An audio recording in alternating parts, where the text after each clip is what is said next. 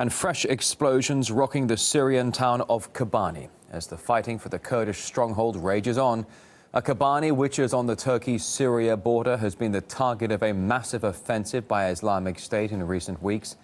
Local Kurds have fought fiercely, fearing the consequences if the town falls.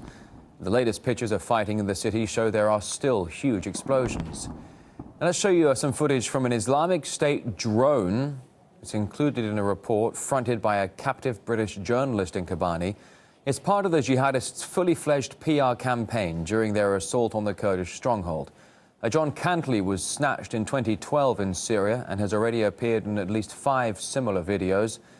In the latest, he is shown among the ruins of Kobane, reporting on the advance of Islamists and denouncing Pentagon claims that the jihadists have withdrawn from the city.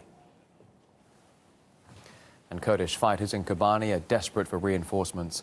A helping hand could come from fellow Kurds in Turkey, although Ankara has so far been reluctant to let them into Syria.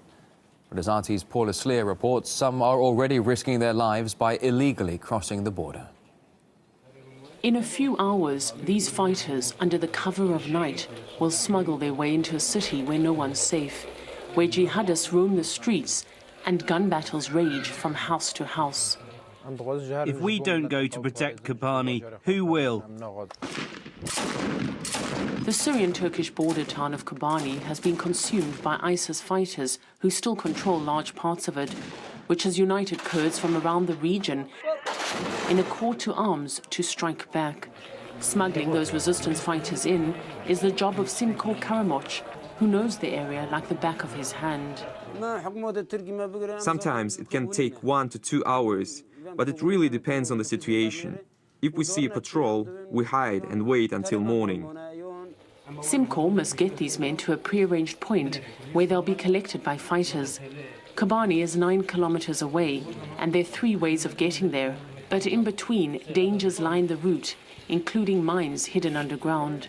When you know something has happened, ask one of the others to bring a stone.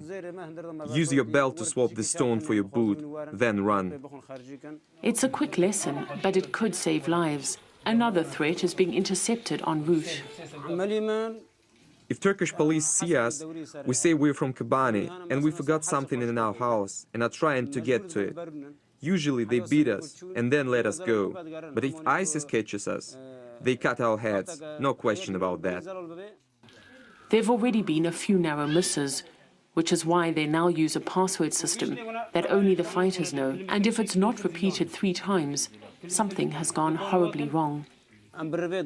When someone calls you, they must give you the security word. If they don't, shoot them. They could be your enemy. It's a high-stakes game. When we left our houses tonight, we knew we were going to Kobane.